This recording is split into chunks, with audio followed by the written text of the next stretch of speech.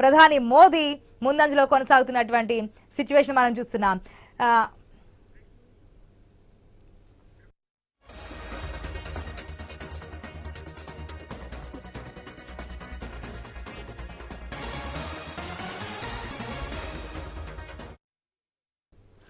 మనం చూస్తున్నాం main candidates ఏ places లో ఉన్నారు, అది టీడీపీ నుంచి కావచ్చు, వైసీపీ నుంచి కావచ్చు అనే ఈక్వేషన్స్ మనం ఇప్పుడే చూస్తున్నాం. కుప్పం గురించి మాట్లాడుకున్నాం, పిఠాపురం గురించి మాట్లాడుకున్నాం. ఇక మంగళగిరిలో కూడా నారా లోకేష్ ముందంజలో కొనసాగుతున్నారు కాబట్టి మంగళగిరిలో ఉన్నటువంటి ఈక్వేషన్స్ వీటన్నిటి తెలియజేయడానికి మా ప్రతినిధి సాంబశివరావు లైవ్ లో సిద్ధంగా ఉన్నారు. రైట్ సాంబశివరావు, చూస్తున్నాం అంటే లోకేష్ ఈసారి గెలుస్తారని చెప్పి దాదాపుగా ఎగ్జిట్ పోల్స్ కూడా ఇచ్చినటువంటి సర్వే రిపోర్ట్స్ మనం చూస్తున్నాం. కానీ ముందంజలో కొనసాగుతున్నారు, గతంలో ఓటమి పాలైనటువంటి నియోజకవర్గంలో తిరిగి పోటీ చేసి.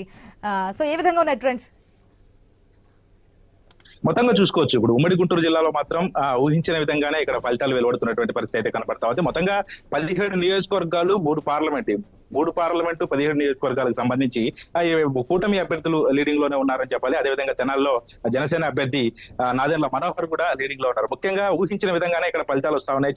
చాలా సర్వే సంస్థలు కూడా చెప్పడం జరిగింది. గుంటూరులో కొంతవరకు 13 టీడీపీకి, అదేవిధంగా ఒక 5 సీట్లు మాత్రం 4 సీట్లు మాత్రం వైసీపీకి వస్తాయని చెప్పడం జరిగింది. మన గతంలో ఐనస్ కూడా చెప్పడం జరిగింది. గుంటూరుకు సంబంధించి 16 ఖచ్చితంగా ఇక్కడ గెలుపొందే అవకాశం ఉంది, 1 సీట్ మాత్రం టైట్ పైన నడుస్తుందని చెప్పి చెప్పడం జరిగింది. అదేవిధంగా ఇక్కడ ప్రస్తుతం గుంటూరులో మాత్రం క్లీన్ స్వీప్ దిశగా కౌంటింగ్ అయితే కొనసాగుతున్నటువంటి పరిస్థితి అయితే ఉంది. 3 పార్లమెంట్ కూడా అటు బాపట్ల, నరసరావుపేట, గుంటూరు ఈ 3 పార్లమెంట్లు కూడా టీడీపీకే అనుకూలంగా ఫలితాలు వస్తున్నటువంటి పరిస్థితి ఉంది. ఇప్పటికే కొన్ని చోట్ల మొదటి రౌండ్ పూర్తయింది, మరి కొన్ని చోట్ల రెండో రౌండ్ పూర్తయింది. పూర్తయిన ప్రతి చోట కూడా టీడీపీ లీడింగ్ లో కొనసాగుతా ఉంది. అదేవిధంగా మంగళగిరి, ఎందుకంటే స్వయాన నారా చంద్రబాబు తనయుడు నారా లోకేష్ అక్కడ నుంచి పోటీ చేస్తా ఉన్నారు. 2019లో అక్కడ నుంచి ఆయన ఓటమి చెందినటువంటి పరిస్థితులు మనం ప్రత్యక్షంగా చూసాం. కానీ ఈసారి అది అతను ప్రెస్టేజ్ ఇష్యూగా తీసుకొని కూడా మళ్ళీ ఎక్కడైతే ఓడిపోవాలో అక్కడే గతంలో ఆర్కే మీద పోటీ చేసినప్పుడు కేవలం 5,000 ఓట్ల తేడాతోనే ఆర్కే గెలవడం జరిగింది, లోకేష్ ఓడిపోవడం జరిగింది.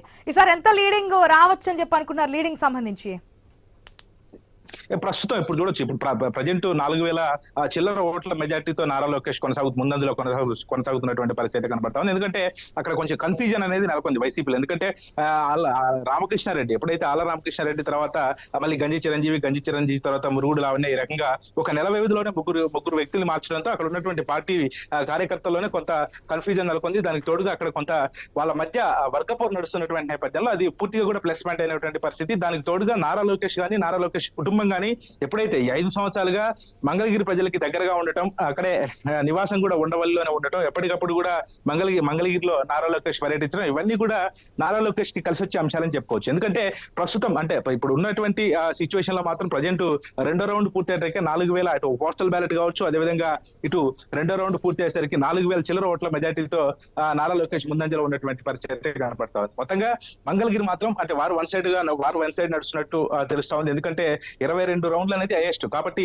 మంగళగిరి మొదటగా ఏదన్నా 22 రౌండ్లు మాత్రం మంగళగిరి 22 రౌండ్లు వస్తాయి. ఎందుకంటే గుంటూరులో ఉన్నటువంటి తాడికొండ మొదటి ఫలితం వెలువడితే అన్నిటికంటే చివరిగా వెలువడే ఫలితం ఏదంటే మంగళగిరి. ఎందుకంటే లాస్ట్ టైం కూడా చివరిసారిగానే మంగళగిరి ఫలితం వెలువడినటువంటి పరిస్థితి. కాబట్టి ఇక్కడ మాత్రం ఇప్పుడు ప్రస్తుతం అంటే 2 రౌండ్లు పూర్తి అయ్యేసరికి నారా లోకేష్ మాత్రం వారు వన్ సైడ్ గా నడుస్తున్నటువంటి పరిస్థితి కనపడుతుంది. మరి ఉమ్మడి గుంటూరు జిల్లాలో ప్రస్తుతం అయితే గుంటూరు, ఎందుకంటే రాజధాని ఎఫెక్ట్ కావచ్చు, ఎందుకంటే రాజధాని అంశం మనం ప్రత్యక్షంగా చూసాం, ఇటువంటి అంశాలన్నీ కూడా ప్రజల్లో నాటుకుపోయినటువంటి పరిస్థితులు అయితే ఉన్నాయి. కాబట్టి ఖచ్చితంగా ఎవరైతే సీనియర్ నాయకులు, ఇప్పుడు ఒక పక్క మంత్రి అంబటి రాంబాబు సత్తెనపల్లిలో, అదేవిధంగా మంత్రి విడుదల రజని, ఇట్లాంటి వాళ్ళంతా కూడా వెనకంజలో ఉన్నటువంటి పరిస్థితి కనపడతా ఉంది. 17 నియోజకవర్గాలకి టీడీపీ సైకిల్ అయితే పరుగులు పెడుతున్నటువంటి పరిస్థితి ఉంది, ఫ్యాన్ అయితే చితకల పడినటువంటి పరిస్థితి కనపడుతుంది. 3 పార్లమెంట్లు కూడా ఇదే సిచ్యువేషన్ అయితే నెలకొందని చెప్పుకోవాలి. మరి కొద్ది క్షణాల్లోనే మరికొన్ని రౌండ్లు పూర్తి అవకాశం ఉంది కాబట్టి ఆ తర్వాత పూర్తిగా, ఎందుకంటే మధ్యాహ్నం ఇప్పుడే కొంత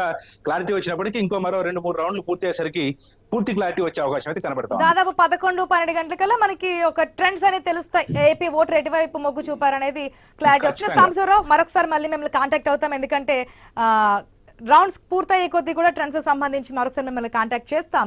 కానీ మనం చూస్తున్నాం పురంధేశ్వరి గెలుస్తారా గెలవరా అని చెప్పి. శ్రీకాంత్, ఎంపీ క్యాండిడేట్ సంబంధించి ఈక్వేషన్స్ ఏ విధంగా చూడొచ్చు?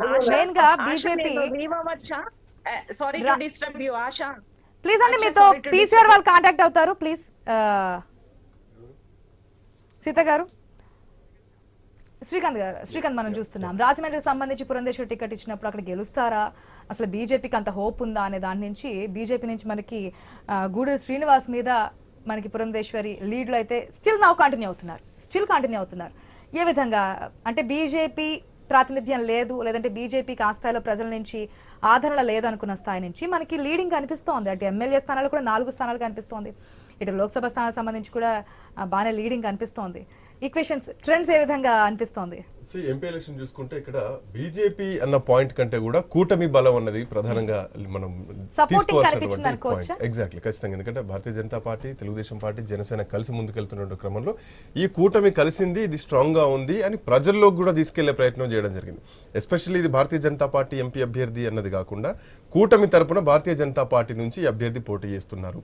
తెలుగుదేశం పడాల్సినటువంటి ఓట్లు, జనసేనకు పడాల్సినటువంటి ఓట్లు తో పాటు సాంప్రదాయంగా ఉన్నటువంటి భారతీయ జనతా పార్టీ ఓట్లు. సో ఈ 3 ఓట్లు కూడా భారతీయ జనతా పార్టీ అభ్యర్థి పురంధేశ్వరికి పడడానికి అక్కడ స్కోప్ ఎక్కువ కనిపిస్తోంది. రైట్, మనం చూడొచ్చు ఉత్తరప్రదేశ్ నియోజకవర్గం దేశ రాజకీయాల్లో అసలు రాజకీయాల కేంద్ర బిందువే ఉత్తరప్రదేశ్ అని చెప్పాలి. అట్లాంటి ఉత్తరప్రదేశ్ కూడా చాలా రసవత్తరంగా నడుస్తోంది. రైట్, ఇందాక రాజశేఖర్ గారు ఒక పాయింట్ నేను అడుగుదాం అనుకుని ఇందాక. ఒకవైపు రాజకీయం, ఇంకోవైపు రాజన్న బిడ్డ. రాజన్న బిడ్డ, రాజకీయం, ఈ 2 పాయింట్స్ ని ఎట్లా చూడాలి? ఒకవైపు ఏమో రాజన్న బిడ్డగా అధికారంలోకి వచ్చినటువంటి వైఎస్ జగన్మోహన్ రెడ్డి, ఇంకోవైపు రాజన్న బిడ్డగా కడప నుంచి పోటీ చేస్తున్నటువంటి షర్మిలమ్మ, ఇంకోవైపు అదే కుటుంబం నుంచి ఉన్నటువంటి అవినాష్ రెడ్డి. రాజకీయమా, రాజన్న బిడ్డ, ఏం చూడాలి? ఈ 2 పాయింట్స్ ని ఎట్లా చూడాలి? ఇక్కడ అంటే మీకు చూస్తున్నాం అవినాష్ రెడ్డి గారు మోర్ ఓవర్ ఏంటంటే విజయమ్మ సపోర్ట్ ఆల్రెడీ షర్మిల